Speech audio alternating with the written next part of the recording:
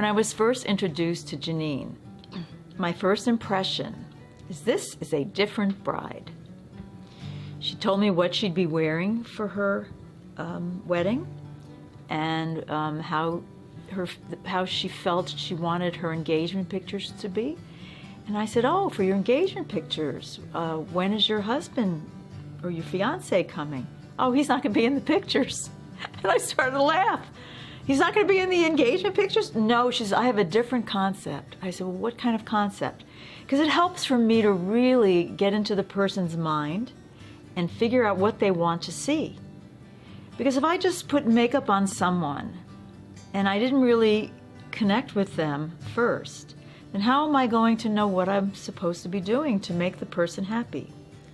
So what she's told me was her vision was a modeling session in which we call them editorials, where you're in the picture, you might be leaning up against a brick wall, maybe your leg is up, and you're looking in the distance. And the concept of an editorial is, this is how I feel. This is how I felt on that day. And it's interesting because she was feeling like a model. She was very happy, and the editorial kind of describes who she wants her pictures to be about, what the story is about. And Bill always says, I'll tell your story. Well, this bride really told a very unique story. I see that her hair is bright red. And I said to her, is this your natural color? And she says, no, my natural color is strawberry blonde. And I'm thinking, wow, strawberry blonde, her natural color, but yet she wants to stand out. That's why she chose this very different hairstyle and the very bright hair. I said, okay, now tell me a little bit about what you'll be wearing and what your accessories are. She told me black gloves.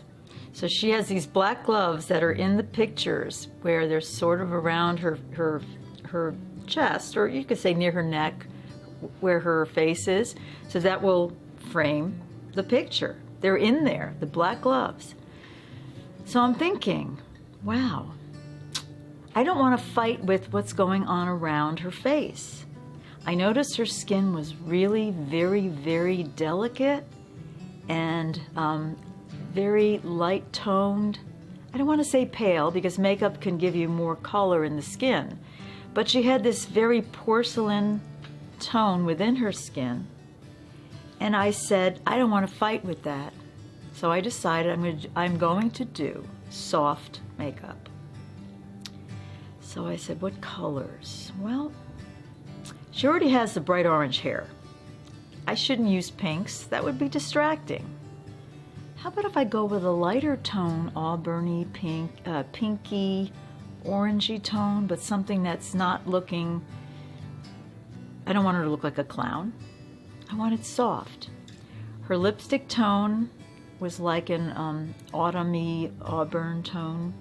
Not too dark. A little brighter, so it adds a little color to the picture. I knew her skin would be the most important standout because it had to look just so beautiful. And it did, and I knew I had to match her neck. But everybody should match their neck if they're doing makeup. And so many times my husband and I will watch television and he'll go, why does his ears not and his neck not match his face? And I would say, he's in the wrong color family. She was more of a, I'd say, a really light yellow, but sometimes to the point of a blue. And I know this is very, what I'm talking about is something most artists understand. Maybe the everyday person doesn't, but we all have undertones. Some people have a red undertone, they look pink. Some people have a yellow. I'm kind of a yellow. Orange is not natural for Caucasian, unless we're self-tanning. And then you'll get that orange look. African American orange is a beautiful tone, a beautiful undertone, and I love working with those tones. It really looks good.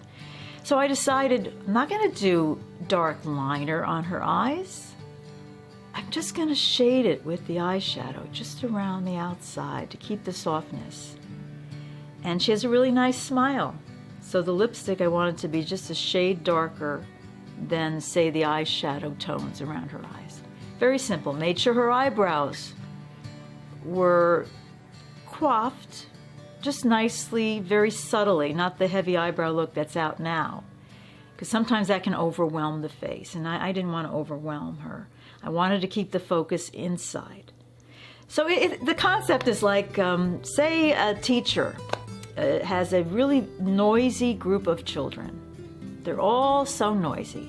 If she starts yelling at them, then everybody's yelling and everybody's noisy.